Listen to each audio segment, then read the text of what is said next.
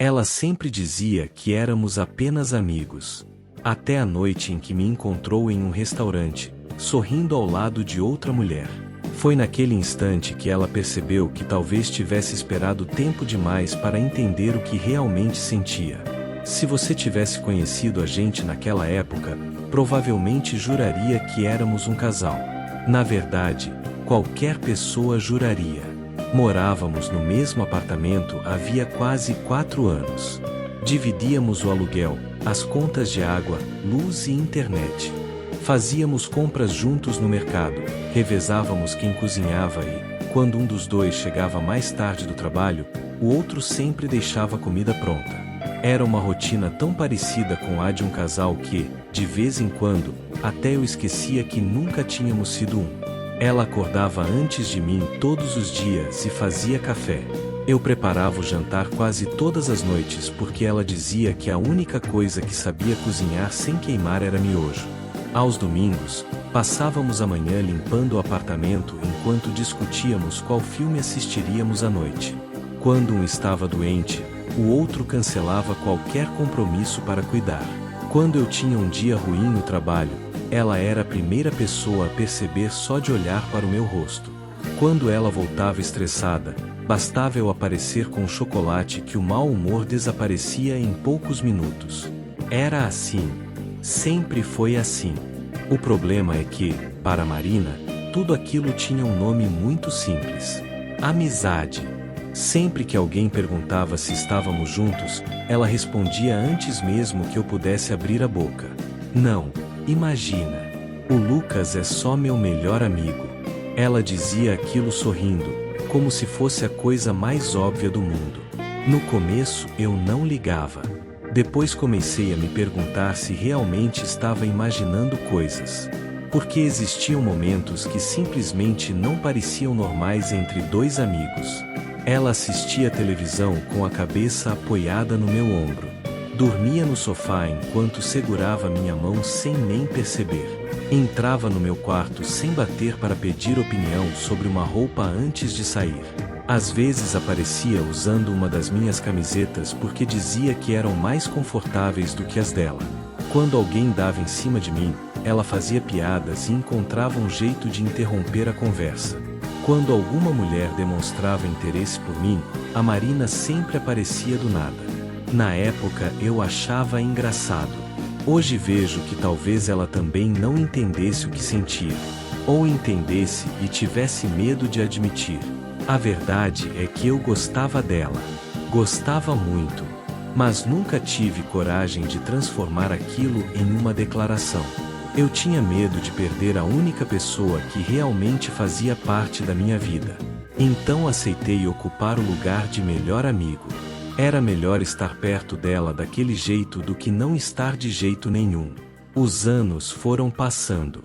Nós crescemos juntos. Mudamos de emprego. Compramos móveis novos para o apartamento. Criamos uma rotina que parecia perfeita.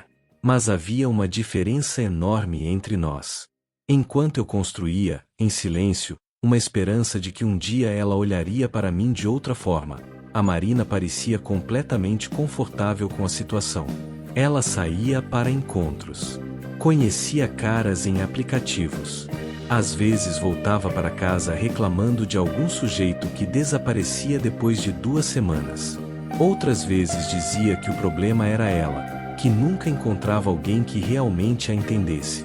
E, ironicamente, era para mim que ela contava tudo. Eu escutava, consolava, preparava café. Dizia que ela encontraria alguém melhor. Mesmo sabendo que, no fundo, queria desesperadamente que esse alguém fosse eu. Só que esse dia nunca chegava. Até que, aos poucos, eu comecei a perceber que talvez estivesse desperdiçando anos da minha vida esperando por uma pessoa que nunca me escolheria. Eu me convenci de que não precisava de um rótulo para ser feliz. Ou, pelo menos, era isso que eu repetia para mim mesmo sempre que alguém perguntava por que nós dois nunca tínhamos tentado alguma coisa. Na empresa onde eu trabalhava, meus colegas já conheciam a Marina apenas pelas histórias que eu contava. Quando organizavam um churrasco ou um happy hour, o convite vinha sempre da mesma forma. Pode trazer sua namorada também. Eu já nem corrigia mais. Apenas sorria e dizia que veria se ela estava livre. A verdade é que corrigir aquilo toda vez já tinha se tornado cansativo. Parecia que o mundo inteiro enxergava alguma coisa que nós dois insistíamos em ignorar.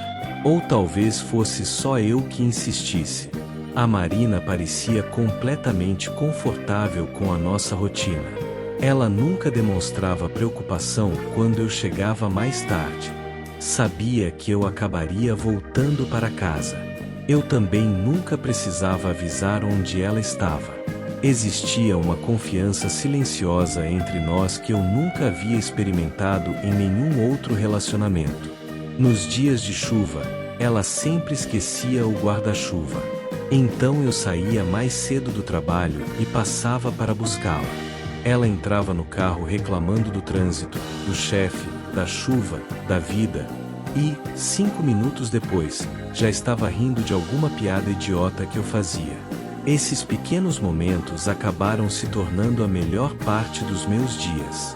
Às vezes eu chegava em casa exausto, sem vontade de conversar com ninguém. Bastava abrir a porta e ouvir a voz dela gritando da cozinha: "Lucas, prova esse molho aqui. Acho que estraguei tudo." Eu experimentava. Fazia uma cara séria de propósito. Ela arregalava os olhos, nervosa. Então eu começava a rir. "Está ótimo." Ela pegava um pano de prato e me dava um tapa no braço.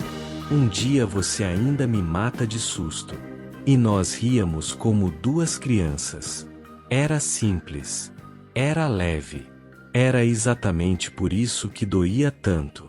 Porque quanto mais tempo passava, mais difícil ficava acreditar que tudo aquilo significava apenas amizade. À noite, cada um seguia para o seu quarto, mas quase nunca conseguíamos dormir sem conversar um pouco. Às vezes ela batia na minha porta só para contar alguma coisa engraçada que tinha acontecido no trabalho. Outras vezes era eu quem ia até o quarto dela mostrar um vídeo idiota que tinha visto na internet.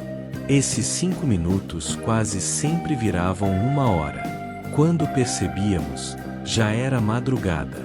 Então ela dizia: "Amanhã a gente vai estar um bagaço para trabalhar." Mesmo assim, fazíamos exatamente a mesma coisa na noite seguinte. Eu comecei a notar que a felicidade, para mim, tinha passado a depender daqueles pequenos detalhes. Do café que ela deixava pronto. Da bagunça que fazia na sala. Das discussões bobas sobre quem tinha esquecido a luz da cozinha acesa. Das risadas que enchiam o apartamento. E foi justamente isso que começou a me assustar. Porque, sem perceber, eu já não conseguia imaginar minha vida sem ela. E, quando um sentimento chega a esse ponto, 2 coisas podem acontecer. Ou ele finalmente é correspondido, ou acaba se transformando na maior decepção da sua vida. Naquela época, eu ainda não fazia ideia de qual daqueles 2 caminhos estava prestes a seguir. Só sabia que, mais cedo ou mais tarde, alguma coisa entre nós iria mudar.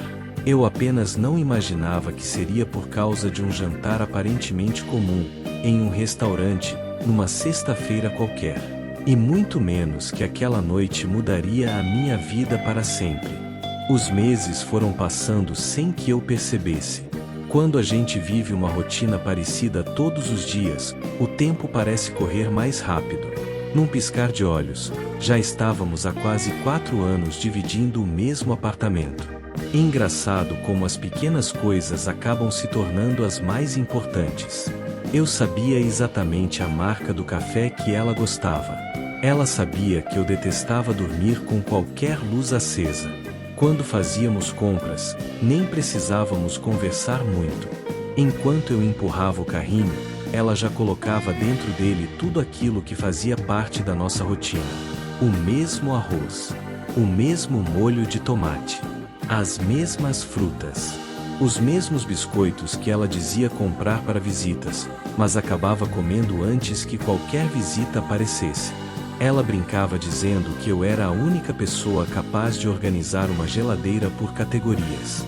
Eu respondia que alguém precisava colocar ordem na bagunça que ela fazia. Ela ria. Sempre ria. Às vezes eu pensava que poderia passar a vida inteira ouvindo aquela risada. Nos finais de semana, quase nunca saíamos separados. Se um queria assistir a um filme, o outro acabava indo junto. Se ela precisava comprar alguma coisa no shopping, eu ia junto. Quando eu precisava resolver qualquer problema no banco ou levar o carro para revisão, ela dizia que aproveitaria para caminhar por perto e esperaria por mim. Era tudo tão automático que nunca precisávamos combinar. Simplesmente acontecia. Foi justamente por causa dessa rotina que comecei a perceber como as pessoas nos enxergavam. Certa tarde, enquanto esperávamos nossa vez em uma padaria, uma senhora sorriu para nós. Vocês formam um casal muito bonito. Antes que eu dissesse qualquer coisa, Marina respondeu, sorrindo. Não, dona.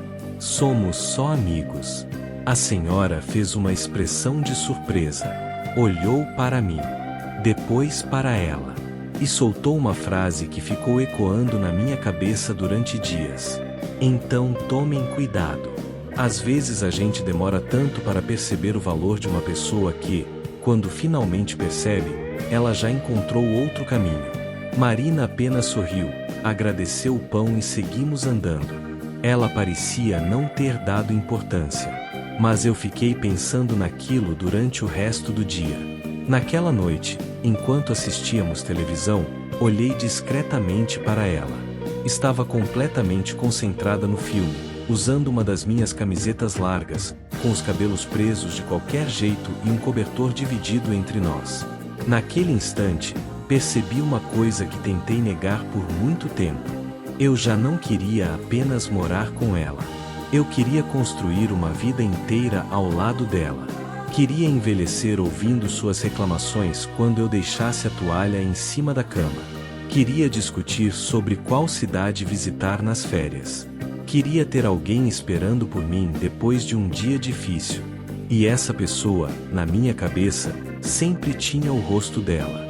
Só que sonhos só funcionam quando pertencem às duas pessoas. Até aquele momento, aquele sonho parecia ser apenas meu. Mesmo assim, continuei alimentando uma esperança silenciosa.